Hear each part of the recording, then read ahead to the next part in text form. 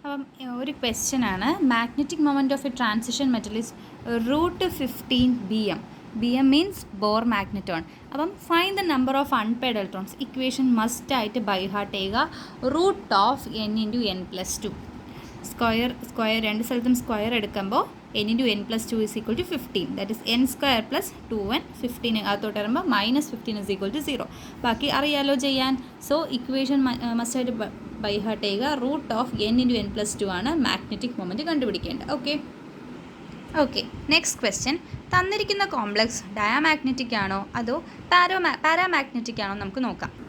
Nickel ഇവിടെ neutral സ്റ്റേറ്റിലാണ്. അതിന് reason എന്ന് പറഞ്ഞാൽ നമ്മുടെ CO എന്ന് പറഞ്ഞാൽ ഒരു ന്യൂട്രൽ ലിഗാൻഡാണ്. പുറത്ത് ചാർജൊന്നുമില്ല. അതുകൊണ്ട് നിക്കലിൻ്റെ ചാർജ് എന്ത് വരും? 0 വരും. എന്താണ് ഓക്സിഡേഷൻ? എന്താണ് അറ്റോമിക് നമ്പർ ഓഫ് നിക്കൽ? കണ്ടോ? അപ്പം നമുക്കറിയാം നിക്കലിൻ്റെ അറ്റോമിക് നമ്പർ എന്ന് പറഞ്ഞാൽ 28 ആണ്. അപ്പോൾ നമുക്കതിൻ്റെ സബ്ഷൽ ഇലക്ട്രോണിക് കോൺഫിഗറേഷൻ എഴുതാം. നമുക്കിനി വരയ്ക്കാം. അപ്പോൾ നമ്മളിത് ഇവിടെ വരച്ചിട്ടുണ്ട്. ഇവിടെ നമ്മൾ കാണുന്നതെന്ന് പറഞ്ഞാൽ CO എന്ന് പറഞ്ഞാൽ എന്ത് ടൈപ്പ് ലിഗാൻഡാണ്? CO is a strong ligand. Strong ലിഗാൻഡിൻ്റെ ഒരു പ്രത്യേകത എന്ന് പറഞ്ഞാൽ പെയറിങ് നടക്കും. സ്ട്രോങ് ലിഗാൻഡിന് പെയറിങ് നടക്കും. അപ്പോൾ എങ്ങനെ വരും? അപ്പോൾ നമുക്ക് ഇവിടെ പെയറിങ് ഉണ്ടാവും. ദാറ്റ് ഈസ് ഇവിടുത്തെ ഒരു ഇലക്ട്രോൺ ഇങ്ങോട്ട് വരും. എഗെയിൻസ്റ്റ് ഹൺസ് റൂൾ ഇവിടുത്തെ 2 എണ്ണം ഇങ്ങോട്ട് വരും, ഇങ്ങോട്ട് വരും. നമുക്ക് ഇങ്ങനെ കിട്ടും. നമുക്ക് ഇവിടെ എത്ര ലിഗാൻഡ് ഉണ്ട്? 4 ലിഗാൻഡ് ഉണ്ട്. അപ്പോൾ ഇവിടെ 3D ഫുൾ ഫില്ലായിട്ടുണ്ട്. ഈ 4 ലിഗാൻഡ് എവിടെ പോയിരിക്കും?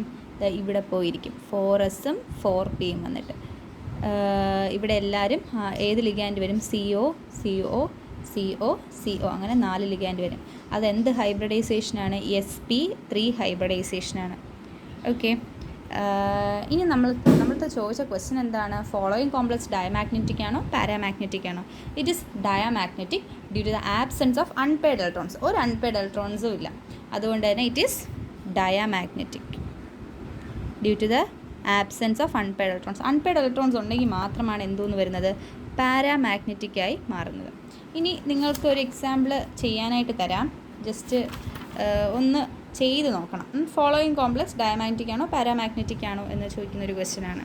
ഇവിടെ അൺപെയർഡ് ഇലക്ട്രോൺസ് ഇല്ല. സോ എന്തുവാണ്? ഇതും ഡയമാഗ്നറ്റിക് ആണ്. നമ്മുടെ കോംപ്ലക്സ് വന്നിട്ട് കൊബാൾട്ട് ക്ലിയർ ആണോ? കൊബാൾട്ട് അമോണിയ ആയിട്ടൊക്കെ വരുന്ന ഒരു കോംപ്ലക്സ് ആണ്. Thank you.